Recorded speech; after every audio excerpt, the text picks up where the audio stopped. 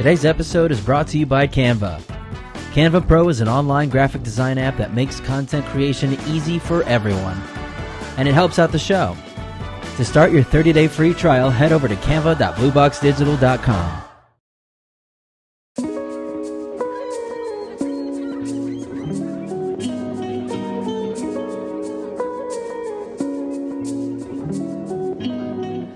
What's going on, everybody? Welcome back to Think Outside the Blue Box. I'm Anthony Rivera. I'm the lead videographer and editor here at BlueBox Digital, and welcome to the podcast.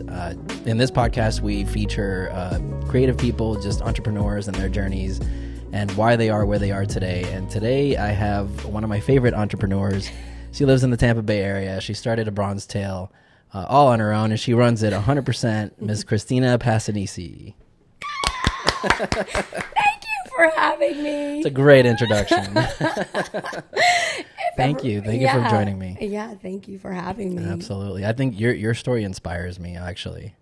I don't think I've ever told you that before. Really? It inspires me, yeah, because you're running this company by yourself. You came over from LA by yourself. Like, you're just a one-woman show, and we talked about this before. Yeah. Just a one-woman show. One-woman band. One-woman band. Yeah. So what made you start ABronzTail, and what is it? Well, ABronzTail is it started off as a spray tanning service, and in LA, and you started in LA, right? Mm-hmm. Yeah. Yeah. Well, you lived there? For 20 years. Yeah. So, are you from there originally? No. I'm actually from Boston and Florida. Nice. So a lot of people don't know this, but I was born in Florida. Where at? A very small town, which you'll probably know, but most people don't. It's called Avon Park. Oh, yeah. Avon Park. I don't even know where it is. I just learned it was in Highlands County. Yeah. Yeah. Nice. So we travel back and forth a little bit between Boston and Florida. As a kid, I schooled in both places. And then when I was 24, I met my husband, well, my soon-to-be husband at that time, but I had met him at I was a product model at a tanning convention. Look at I you. actually had a tanning background very long time ago. Nice. And so I met him there. And in so you were Nashville. tanning the models? No, I was a model. Oh, you were the model. Mm-hmm. I was a spokesperson for this particular company, and I had done some Hawaiian Tropic stuff at the time, and this is all pre-Instagram, so I would have been big if Instagram was out then. Yeah. Totally. You think so? I think so. I would have been a big deal. Not gonna lie. I mean, I would have been the one. Mic drop. But yeah, so I was involved in tanning, at that time, kind of, and then like when my background was in dentistry for many, many years. So I went to school at UCLA and all of that. I come from a family of entrepreneurs, and I also don't like being told what to do. And, I sort of... That's a problem if you want to have a job. Yeah. Well, in every job, in my dental profession, I definitely excelled and wanted to be, at the top and always doing the best and providing the best care for the patients. And because I was so passionate for people and providing that top quality care, I carried that out into my spray tanning business. Nice. So I definitely offered a combination of like chairside manner, as well as like the artistic approach to the services that we provided were very specialized, and it focused on bridal, a lot of industry stuff, being in LA. So models, brides, and like photo shoots, if you will. So it was a very niche client base. And through spray tanning, all of these women in LA, mostly women. I mean, I did have a few male, clients, but it was more women. Yeah, it's more female centric. Yeah, definitely. Yeah. And so but it was fun. I started it, and because my husband at the time was involved in the entertainment business, he was a producer on Modern Family, and so you already had the I sort of had it in, but not really. I mean, I really, what I did is I reached out to like modeling agencies there and made myself known, and I did have sort of an in, with his business involvement, but yeah, it just grew, and I worked out of my home. I had a little studio, and I really transformed it into a professional space beyond just a look tent. where we are. Yeah. I mean, so it is very much, it can be done. Yeah. Well, now everyone's doing it all over the world, but we were way before. Yeah. You're the trendsetter. We are the trendsetters. So yeah, I had the little studio, and then it started off basic and then transformed it into a very professional space. And then from there, I opened up a space in Beverly Hills, a studio. And it was where we, provided services, the spray tanning services still. And it was very luxury, because my vision was really to provide, again, like going back to my dental profession, it's not just my dental profession, it's me. Like I like nice things and giving people top quality service, and maybe it's my Italian genes. And because I'm a Taurus, and Taurus is ruled by Venus, which is all about beauty. Mic drop. So we had offered red light therapy while you're getting a spray tan, and then so red light therapy is like good for, it has many uses, but it's like operates at a cellular level. And the main purpose was to get some of those anti-aging benefits. Gotcha. But also they provide heat. So the main thing was for people to be comfortable. Nice. And create, if you're spraying cold liquids on somebody, if you're spraying cold liquids on somebody, then you want to control the outside space and make that warm. So, that's good. like kind of like when you get out of the shower, it's hot. Yeah. So a lot of people have that red lamp right above their shower, like outside their shower. And we had them in the booth when you were getting sprayed. Everything was custom, so they didn't walk into a booth themselves. Yeah. And so the lights were there, and vibrating plate, for lymphatic drainage. Nice. Just to create a standing service. spa treatment. Nice. And yeah, it was very just specialized and individualized for whatever they were doing. A photo shoot, a bride, and some contouring things that we would do for that particular person, from the shade to the contour to. Yeah, it was everything. Yeah. It's a full spa. Yeah, it was. Yeah. And that I really wanted it to be. I wanted people to have that experience. I mean, I would like wipe every single nail and elbow, whatever needed, all the extras, like they got pampered. Nice. And so during that time I had started a product line. I've always really been big, like with marketing and branding. My father was a big advertiser, and he was... What kind of business did he have? Outdoor advertising, so billboards. Oh, wow. And he was one of the first, actually, in this area to put up billboards. Nice. He sold to Clearview. Wow. So it was in the 80s, when he was... Those are popping up everywhere. Yeah, very, very, very successful with all of that. So I have that in my blood. In your genes, and my mom was a makeup artist and had her own makeup line. And so I, just kind of, it's in me, you know, to do my own thing. You're raised to be an entrepreneur. Yeah. Well, a little digress, but a really funny story to share on entrepreneurship. And I'm so happy to share it with you because I don't think I've ever done it live like this. Okay. So the secret. Nice. It's out. The secret's coming out right now. So when Christina was a child in kindergarten, when around the age of when our teeth come out, we had to bring in teeth to school for show and tell. You had to bring teeth? Yeah, like, okay, children, bring in your teeth, and we're going to do a show and tell, and it's not something we would do now. But then it was a big deal. Yeah. When you're 5 or 6, I'm not sure of the exact age, but whatever age it is when your teeth are falling out, aside from 90, so hopefully. It's different. That's a different falling out. It's different.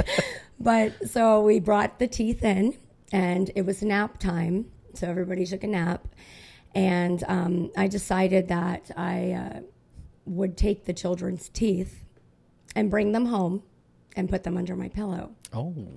Because I was so sure that I was going to get paid by the tooth fairy. Turn it into a business. I was like, this is for sure going to make me money. I was already thinking. And you already had that mindset. I already had it. It wasn't successful because the principal did contact my mom. Of course. And said, Miss Passanisi, your daughter is doing things again. This time she has stole the children's teeth. And so please, if you would discipline her when she gets home. Wow. And it was the only time my dad had ever hit me in my life. Yeah, I got whacked for that one. For stealing teeth. Yeah.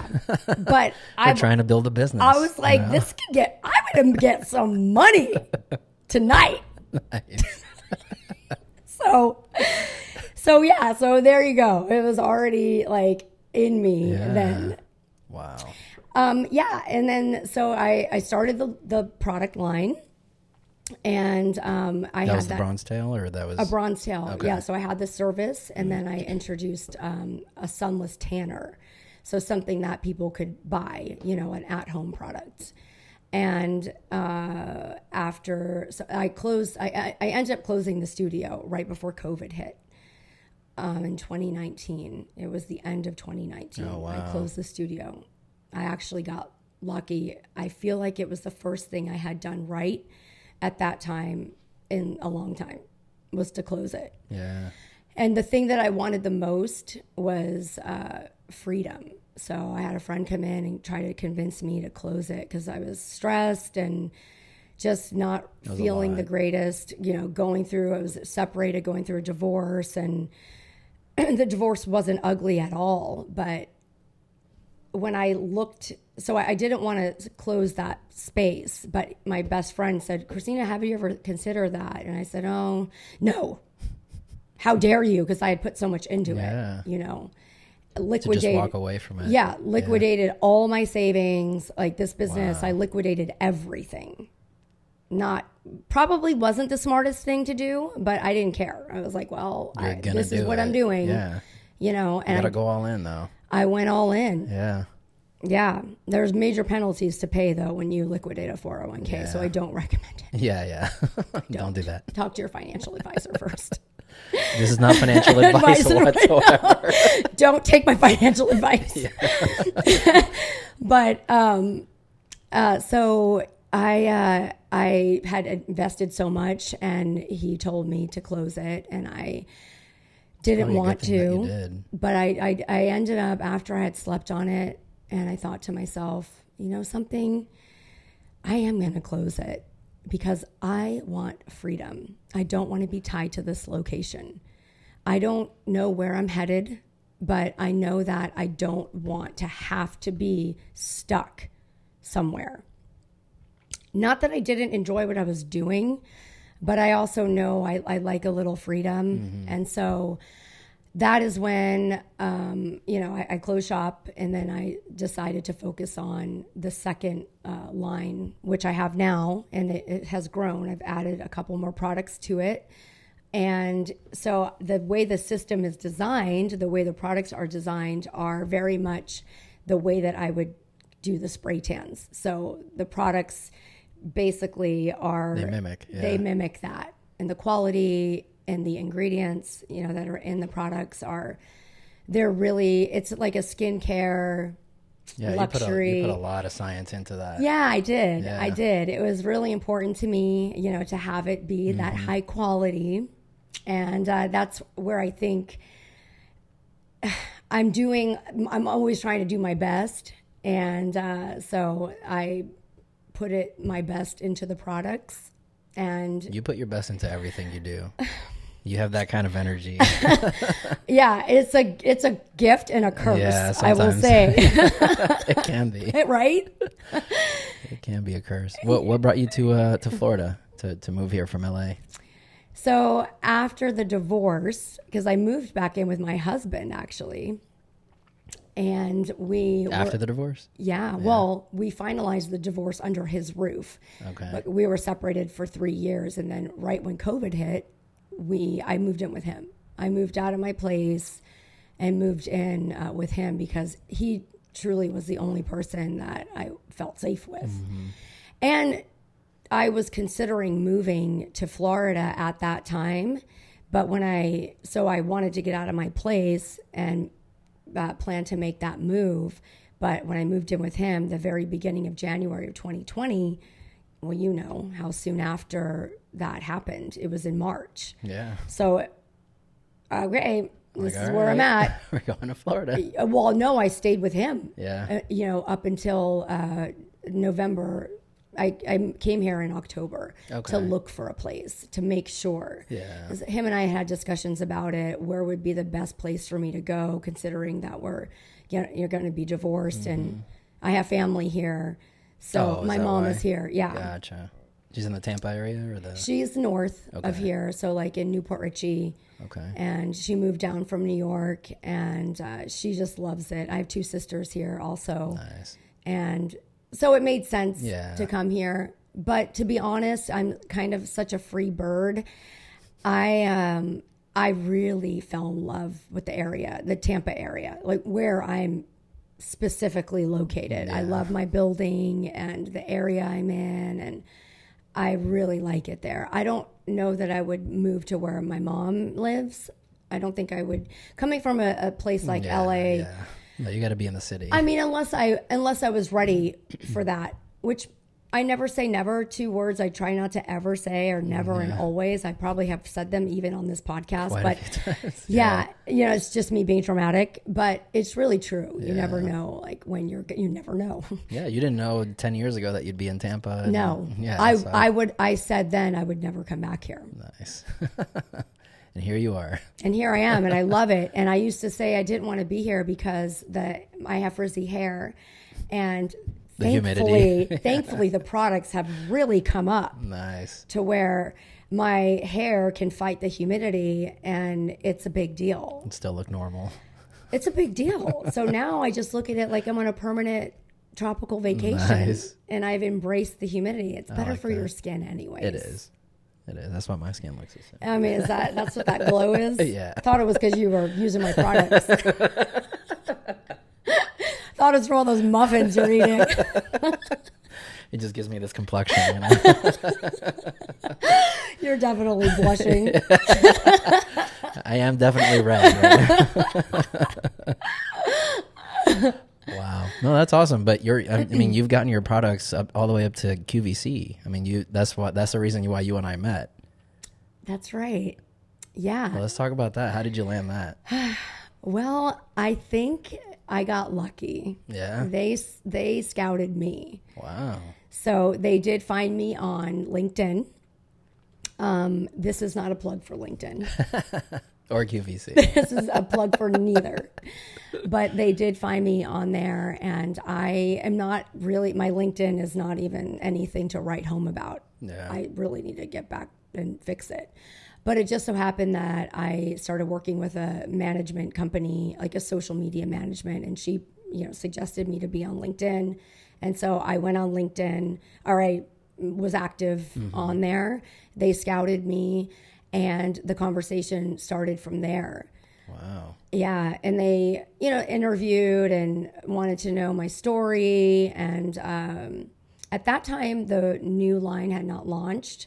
I had sent a sample to this particular person, and she loved the product. And we had intentions on making it happen sooner, but because of COVID, it didn't. And I'm glad everything is really, the timing is the timing. That's one thing I've learned This is not my favorite saying, but it is what it is. You just sort of, you roll with whatever. And you always think in that moment that, why is this like this right now? But there is a reason. It's part of the journey. It is part of the journey. Yeah. It's like, much as you want to rip your eyeballs out, it's part of the journey. And so when the new line came, I had eventually pushed and said I would rather wait for the new line, because the branding, I had rebranded slightly with the packaging, and I knew that the new line was going to be better and have more to offer. So I wanted to wait. Do it right. And do it right. Yeah. Yeah.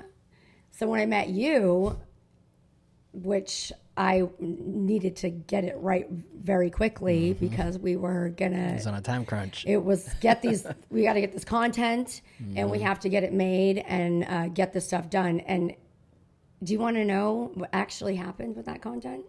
No, what happened? They didn't accept it. Oh. Was it because of the... It was too good.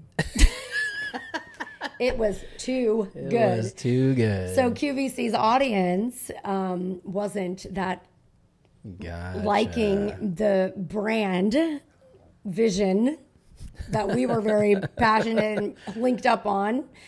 Well, you brought my vision. You didn't tell me what to do, but I wanted that. That content was amazing. It was fire. I loved it. I know. I loved it. They rejected the whole thing, or yeah. Wow. Mm-hmm.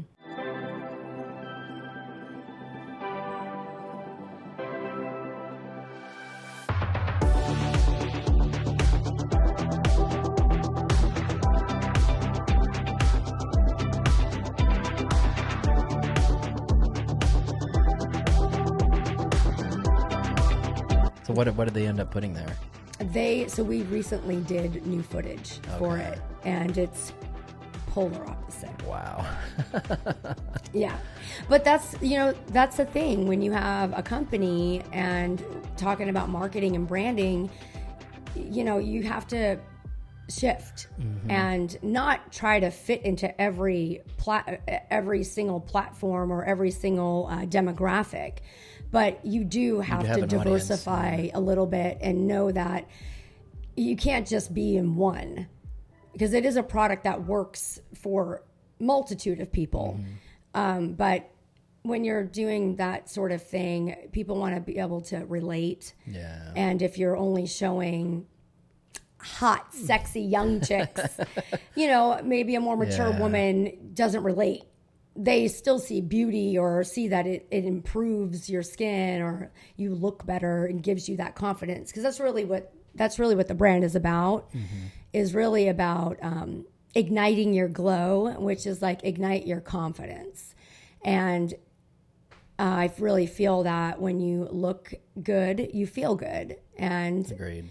It really is something. And it's not about being like self-centered and sounding shallow. Like you have to look good to be someone. No, it's a confidence booster. But it's true. I mean, you put on a suit, you feel great, right? Versus your pajamas. Now, doesn't mean that you still shouldn't feel good if you're wearing your pajamas. But the reality is you comb your hair, you put a little mascara on, you put a little lip gloss on, you put a little self-tan on, and boom, you're feeling pretty good. Yeah. For someone who doesn't go out in the sun, because no matter what, you got to commit to either laying out in the sun, going to a tanning bed, putting a tan on, something, you have to commit to one of them. And it's the easiest is to just put it on and voila.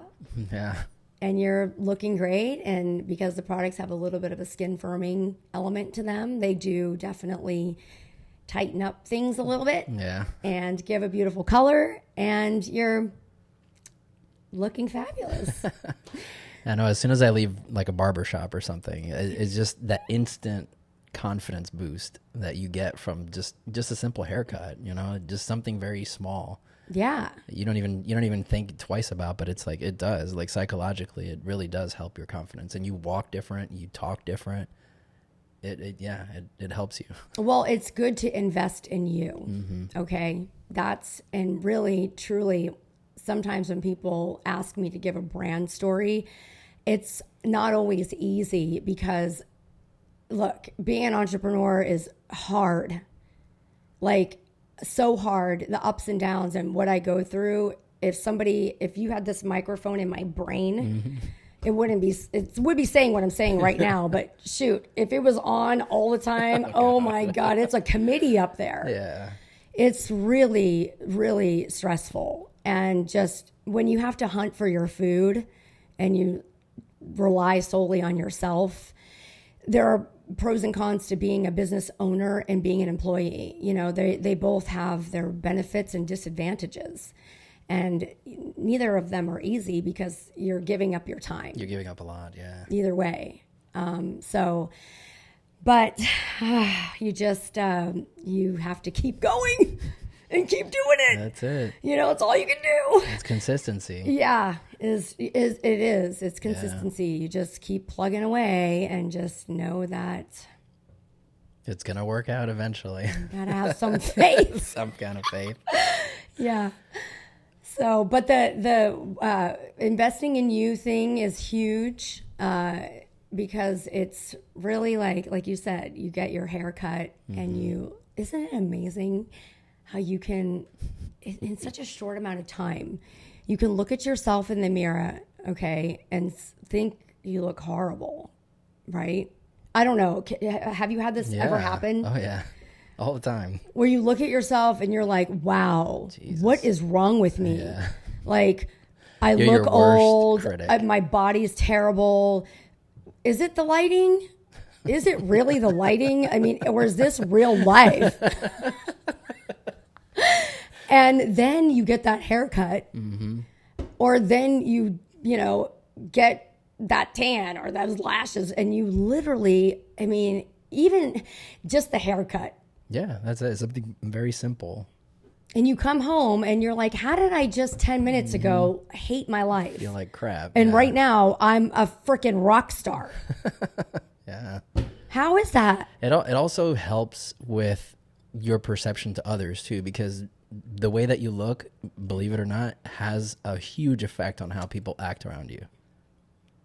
So not only do you feel good on the inside, but also like people treat you different. Like just walking into a room with a nice fresh haircut, you're going to get the looks that you're not going to get if you're like, disheveled. And so that kind of brings into the whole how you feel, like your perception of yourself, really.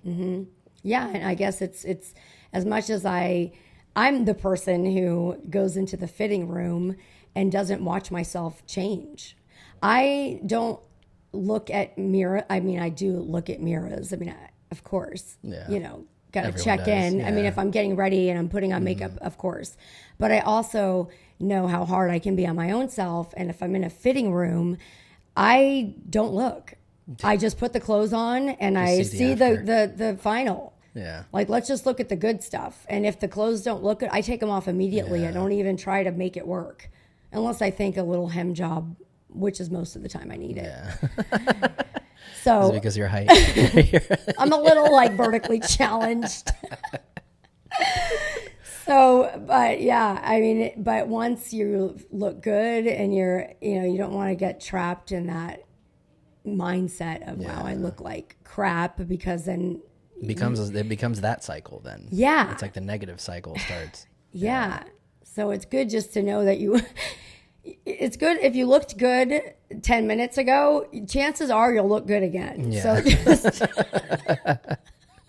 eventually. I mean, yeah, it's a real thing. Now, as an entrepreneur, I know that there's a lot of things that you have to contend with. You have to pretty much juggle a lot to be an entrepreneur. But I wonder, like, what is it like for you as a female? Like, have you encountered any like pushback from anybody, or any different treatment from business owners or anything like that because you're a female? No. I haven't. Like, as far as in like just out of jealousy, or like, you mean like... No, like business partners, they just don't want to do business with you? Or, because I'm a female? Yeah. No. Or any discrimination? I haven't had that. I'm like trying to think if I have. No, I think because my industry is so female focused. That's true. Yeah. So I'm not really walking in those shoes. Like, I'm not going up against that. And I haven't, even with QVC, I've been dealing with a woman. There are stories though. I can't remember her name, but I read her book and she definitely quoted, had experience like that with somebody, you know, a male figure that was like, no, like the vision, whatever. And even I have a go-to idol or someone that I really look up to is Sarah Blakely. You know, she's the inventor of Spanx. And she tells her story about, you know, how the maker of her Spanx was like a man, or she was in an industry where men were making lingerie for women. And then it was sort of, didn't make sense. And things have changed even drastically since then. Yeah, quite a bit. But she, as a woman, was like, I know what a woman needs. Like, and it was a male dominant world just in general. That's true. Yeah. So it's so subjective because like we could look at it that way, but then we look at it now and there are men doing everything, women kind of doing everything, but one person should be doing. The reason I bring that up is because in photography and videography, it's a male dominated industry pretty much. I don't know if you've worked with any female videographers, but they're rare. And I've talked to a few that I've actually worked with. I've done some events and stuff with them, and they get the looks. You know, it's like, oh, you're a female, you don't know what you're doing, kind of thing. Yeah, it's tough. It's tough when you're trying to start a business like that, and it's all male centric, and it's like. Well, and on that note, I have always, I have more often times than not chosen female doctors. Just because I usually favor, it's funny, I'm a guy's girl. Yeah. I have more male friends because I don't like a lot of drama. And sometimes women, you know, it's just not really my thing. I'm definitely more of a masculine energy if I have to put a label on myself. It's funny because I'm a guy's girl, but I tend to choose females for most professional relationships because I just feel more comfortable that way. Yeah, and I can see that. some as a female, and it's also, there's something real to that. I mean, I see a female gynecologist, you know, I see that's understandable though. You know, I mean, the parts are there, but you know, they study it, but it's still like just having that level of comfort. Yeah. So, but in my industry, it is very female. It's all kind of female. And we do have men, of course, that are interested, but my brand is more focused on females. But I'll tell you something maybe that falls on what you're talking about. Because my brand is really about confidence and independence, so to speak, which I don't get to talk about this much, but I actually have, I'm very in favor of women. I'm not a crazy feminist. Like, yeah. I'm really not. I'm not, but I am in a sense to where I want to see women continue to do well. And I think there are dynamics where women are in a family household with a husband and children, and they're still in that role of they're a mom. And, you know, I don't know personally, but I feel just because I'm smart, it's common sense that knowing how a woman would feel to sacrifice their entire life to raise children and then to have a man, whether he's doing it intentionally, like to suppress somebody else, because there are dynamics like that where men are like, this is your role. Yeah, for sure. And my husband was not really like that, but kind of in a way where I felt a little, even though he did everything for me, but I did feel this desire to be completely independent. And a lot of it, my goal and my focus and my just going after my business comes from that of I can do it too. And I don't want somebody to tell me what to do and what decisions I need to make. And not because it's about being selfish or inconsiderate to somebody else. I just think that women find themselves in situations that they don't have a voice, and they can't do they don't do something because they're limited by a financial power, so to speak. Yeah. And so I think a lot of, when you're trying to find that and make money, and there is something about having that independence that really means something. And when you're raising a family, that's what you're doing. Mm-hmm. And that's a hard job. And that is a job. And I made that decision not to do that because my business is my baby, if you will. But it's a major sacrifice. And so when people say that women, when they're like, oh, well, you're supposed to have kids, or you're supposed to be a wife, or like, that's not the only thing we're here for. Yeah. And you know we're what? Not just baby factories. And you know something, if that is the case, damn, we have a lot that we have to do. So if somebody doesn't acknowledge that, to the sense, like a woman as a mother to a child it's a spiritual, mental, physical commitment, and true sacrifice to yourself. It really is. Okay. So you have to abandon it's so difficult to have everything. And because being a mom is a full-time job, and I knew I didn't want that job because it is a full-time job. It really is. The worry, all of it is like just that alone. I would never sleep. So, especially in like the first half of their childhood, they're kind of dependent on you. 5 years, I say. I say it's a 5-year commitment. Yeah. For sure, At indefinitely. Least. You're a feeding zoo. Yeah. You're providing the milk. You're providing that. After that, they need mom. They need that caretaker. Yep. And so, mom can't go out and do the things that she wants to do. And I just feel in favor, like I want to be a voice for those moms that maybe they think their only calling in life is to have kids. And I'm not saying I'm not against children, but it's not your only purpose. Yeah. I found you have a choice. Yeah, it's a choice. You do have a choice. And sometimes you think like I'll get all mommed up and then that's my job. And then I'd rather do that than do other things. And it's not always, healthy to always just sacrifice. Put yourself as in second place. Yeah. Because then after the kids are all grown up, they have their lives. And what have you done with yours? Yeah. It's kind of like, yeah. But how do you manage both? Yeah. And so now that's what's happening in the world is women are now career focused and they're moms. And so that's why, nannies are big now because how do you do both? But then some people, they really frown upon it. There's a lot of guys too being stay-at-home dads too. Yeah, I've seen that. Yeah, that's happening now too. Yeah. I mean, there's a lot of those dads out there. I mean, I kind of know one that's sitting opposite me right now. Yeah, I'm a single dad. Wearing all those hats. Yeah, that's very true. So if we say, yes, okay, it's definitely more moms, but you understand that sacrifice.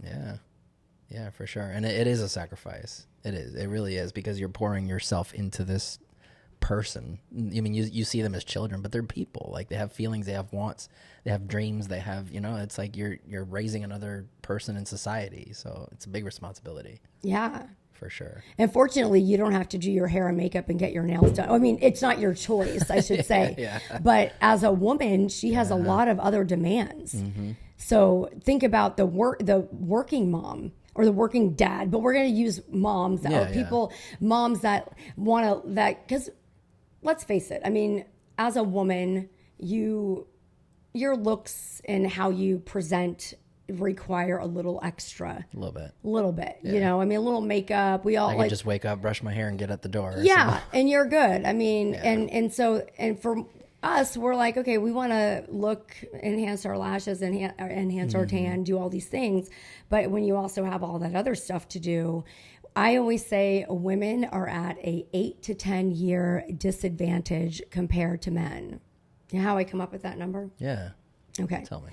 So if you were to add up all the hours that it takes between nails, hair, self-love, All the womanly stuff. all the womanly things, then it probably amounts to about 8 to 10 years in the whole Like if you add it all lifespan. up, yeah. Yeah. And so I think men die younger, statistically they do, but they actually, women get that 10 years at the end. Nice. Nice. You outlast us all. And so again, we're stuck living more life. I sound terrible right now.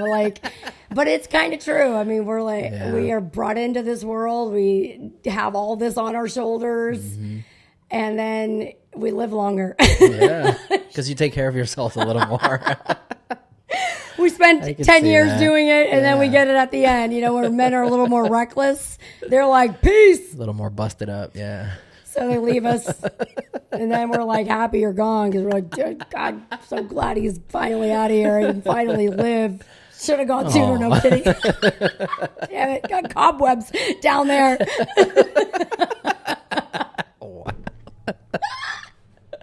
You got to clean those cobwebs. Wow.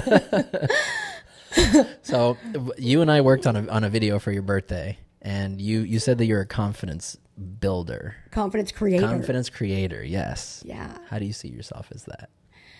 So kind of what we've been talking about a lot here is just building that confidence in somebody by their exterior or having the self-awareness, and the brain is a big part. Mental health. Yeah, mental health is definitely a thing, and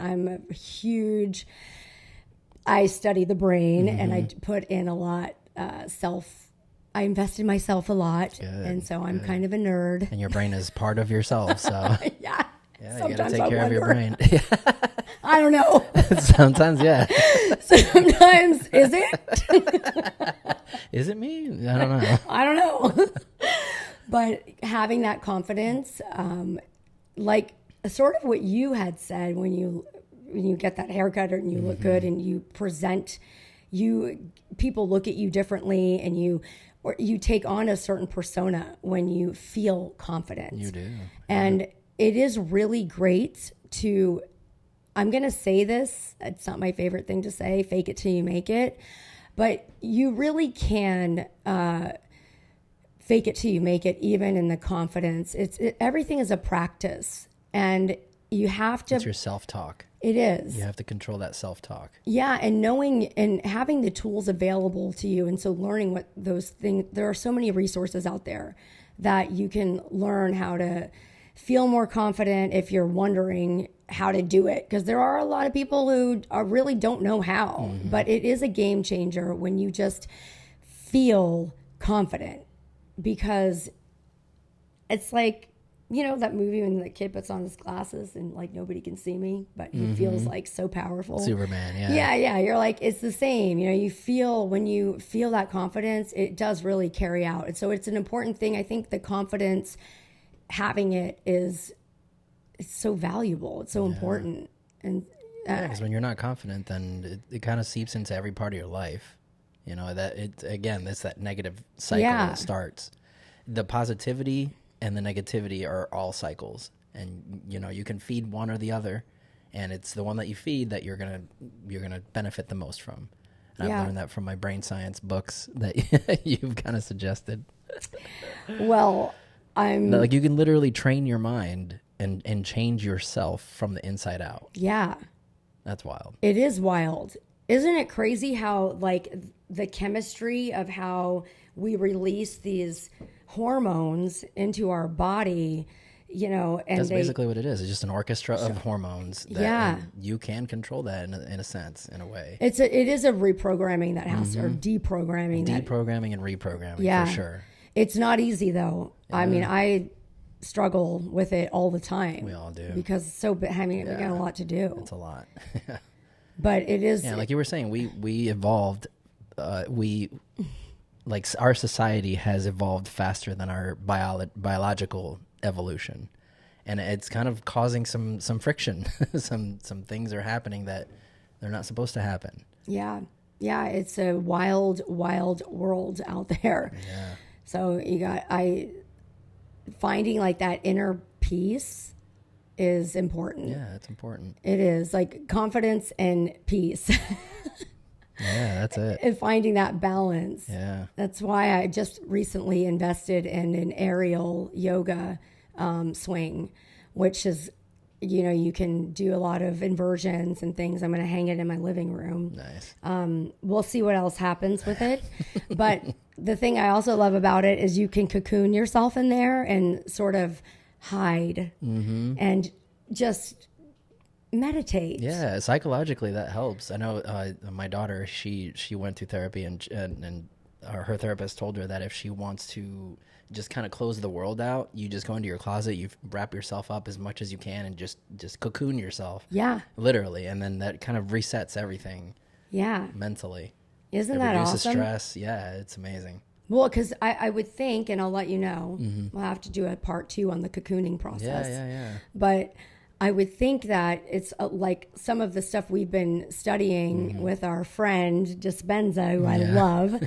But when you get into that part of your brain, when you quiet things down, you're able to surpass those thoughts and those things those gremlins. Yeah, the pre-configured neural connections that you've made through your life.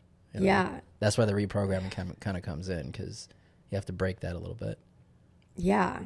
So hopefully this cocooning will do. It's like one of those those things that you go in. There's a bath or something. I haven't done that yet. There's a water you go underneath this. I was the one who told you tomb. about that. Yeah. Was it you? Yeah. It's the sensory deprivation tank. Yes. That I've done that a few times, and it's amazing. Yeah, that's kind of like a similar thing. You're cutting everything off, right? Yeah, because the water is the temperature of your skin. So after like a minute or so, it equalizes, so you don't feel anything. Like your skin doesn't feel like you're floating on liquid. They put so much salt in the water that you float, even if you don't want to. Like you just float on top of the water. They close the capsule so you get no light.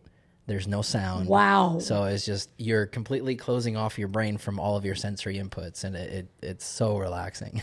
Oh my gosh. It's so relaxing. And as an introvert extrovert, yeah. I dig it. Yeah, it's a good experience. It's a good experience. I'm like, can we get that in my house? Yeah, right. Sensory deprivation tank in the install corner. Yeah. I'm going now. Yes. I'm going down. Wait, what? I kind of feel like I am here. Wow. I love our conversations. It's so entertaining. It is always a good time. But yeah, we kind of bonded over this brain science thing. We kind of send books back and forth to each other, which, by the way, we're sponsored by Audible today. So if you're looking for a good audiobook, Dr. Joe Dispenza, is that how you pronounce it? Yeah. That's a good one. He's written quite a few books on brain science, and it's a good way to kind of understand why things are happening in your brain. Because sometimes it's like, oh yeah, I just get panic attacks, but like, why? Let's dig in and see why you're doing that. Like, there's got to be something in the brain that's causing that. So I love how he just breaks everything down, and not only that, he teaches you how to reprogram it. Like, he teaches you how to, yes, that's the way things have been, but this is how you break that habit, and this is how you build new habits, and this is, this is how to move on from that lock that you've put yourself in. Today's episode is brought to you by Audible. Highly successful and efficient people all have one thing in common. They all read, or at least listen. Now listeners of the show can get a free audiobook when you sign up for a free 30-day trial of Audible. You can keep the book even if you decide to cancel. Go to audible.blueboxdigital.com to sign up today. And now, on with the show.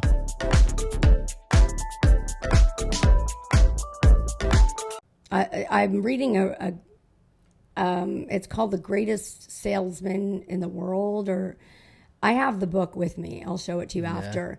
But it's a very short book. It's not long at all. I bought it in paperback and I bought it on Audible too. And because I liked, sometimes I'd like to have a paperback, and this one is one of those ones because there's certain books that you just have to have that tactile. And in this one, you need to read something every day, and it's easier just to open the book because it's only a few pages. Yeah. But I love the thing. It's he was a literary, the man who wrote it. And it's really a cool book, but I love how he says, we are all victim to our habits. So you might as well be victim to good habits. Nice. I like that. Okay. And the whole truth in that is because we are creatures of habit. We really are. Okay. And it's okay because we having that structure is actually healthy. Yeah. You know, of course it's good to get out there and experiment too, but at the end of there's still a day-to-day sort of that we can find. Not everybody. I don't know. Some people really have that life. I like that lottery ticket, please. Right here. Right here. Party at 2. Tank, plane, tank in the plane. We're going. We're out. Taking off. So having the good habits is just, so the book, you read a scroll, they're called. You read a scroll every day, the same one, there are 10. And you read one scroll for 30 days. And then the next scroll for 30 days. And you read each scroll for 3 times a day for those 30 days. Wow. So it's a 10-month, essentially, if it's 10 scrolls. Yeah. And so you're forcing yourself to build this new habit. Yeah. Yeah. Yeah. Wow. That's good. Yeah. And I'll have to tell you, every time you read the same thing, I'm not going to lie. It's been hard for me to do it 3 times a day. I have missed days. Yeah, that's okay. You know, it doesn't have to be, it's not an exact science. I mean, I even brought it with me as okay, I feel like if I bring it with me, you feel a little bit more compelled to read it. I'm like, well, at least I brought it with me. That's a habit. But every time you read it, you do something else opens up for you. Yeah, and that's what I was talking about earlier, is that self-talk, is that sometimes that self-talk can be a little negative, and that can start that negative cycle. So that self-talk is very important because, like you said, it builds the habit. So if you're building a habit of negative self-talk, that's who you're going to become, literally. Yeah. Gosh, that's such a hard one to overcome. Yeah. And even as an introvert, extrovert, I am quite a chameleon, but at the end of the day, I'm certainly both. But sometimes the thing that I may not like the most, which is talking to people or being around people, is the best thing. Yeah. Because you have to force yourself kind of to be out there and do the networking and the stuff that you don't like doing, but you know that it's for a purpose. So. Or even if it's connecting with friends, which is hard to do, just for social reasons only, but it is healthy to do that. And being an entrepreneur is hard doing that. Your social life kind of takes a hit. I don't have one. I don't either. I don't either. These are my friends, Yeah. Yeah. These are the conversations that I value. What revolves around business. Yeah. Somewhat. But even though we're having real conversations, it's still in a work business environment. Yeah. Yeah. Yeah. No, that's awesome, Christina. What's next for you? What's coming up for ABronzTail? Well, ABronzTail has a couple more products that she's in the lab with right now. Nice. Okay. So we have a couple more things coming, and we have some new creatives coming with the site. Just bringing in, some just new stuff. Just building, building, and more building, and always doing my absolute best. Nice. Of course. I love your energy, Christina.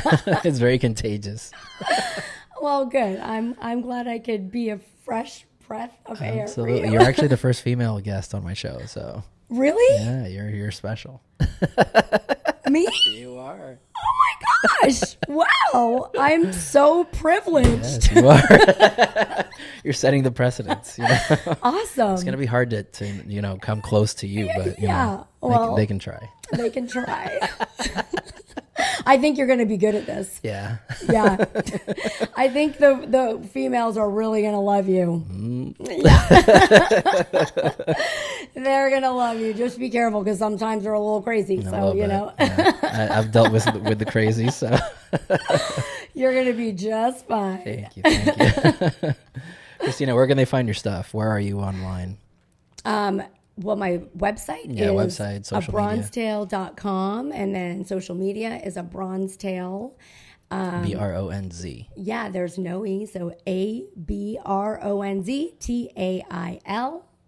And that's pretty much across the board. So social and website, ABronzTail.com. All ABronzTail. That's nice. right. Where, before we leave, where did you come up with that name? Where? Oh, I thought you'd never ask. So, I was actually in Boston visiting family and trying to come up with the name for the business. Yeah. And as you do. Yeah, just it's crazy how you do have these aha moments. Yeah. Boom, it there. Just clicks, yeah. And my cousin was helping me, and so I had bronze and beautiful and just a plethora just the keywords, of all these literally rows of words. Wow. And so my mom is originally from the Bronx. And I'm Sicilian, as we talked earlier about Passanisi. And my mom is also Italian. So even if you go on 23andMe, I'm 97% Italian. Oh, no way. Which is crazy because nobody is pretty pure. Yeah. Pretty pure. Pretty pure. But the movie A Bronx Tale is one of my favorites. And it's relatable for my life as well, being Italian and so I'll leave it at that. But it's a spin-off of that movie, my mom being from the Bronx, and it wasn't planned that way, but once it came to, it was like, oh wait, this is so perfect because it fits. Yeah, and I went to see that play and I met I think it's Anthony, or what's his name, that actor that played in Oh, no way. Chaz. Okay. Chad Palminteri. I met him at the play. No way. Yeah, at the Bronx Tale play. So I met him at that play and it was really amazing. I gave him my business card. I was like, look, I just want to tell you something. My name of my business is off this movie. And he really got a kick out of it. That's I have cool. a picture of us together. Nice. Yeah. Yeah, I gotta see that. Yeah, it's fun. It's cool. the name is catchy. Yeah, it's kind of A Bronze Tail. Yeah, only us old folks though. Yeah, know about it. The young guys try to spell it differently. Yeah, they don't know that movie. It's kind of embarrassing too. And I'm like, so you know that movie, A Bronx Tale? They're like, what is it? No. I'm like, of course you don't. It came out before I was born. Just like I don't know whatever current music you're listening to. Yeah, right. Just buy it. It'll make you look good. Yeah. Just don't worry about the movie. Don't worry about the name. Yeah. Never mind. All right. Well, thanks again, Christina. Thank you for coming on and telling us your story. You're welcome back anytime. Oh my gosh. Thank you so much. I loved it. I had a great time. Muffins. Muffins. I'm definitely going to put that muffin song in the beginning. Awesome. And for us, it's going to be BlueBox Podcast on Instagram and on TikTok, where we actually got a TikTok account. We're going to post these video episodes on YouTube, so it's youtube.blueboxdigital.com if you want to follow along there. Thank you so much, Christina. Thanks again. Thank you. Yeah, we'll see you guys in the next episode. Thank you. That was great. Was it? Hell yeah.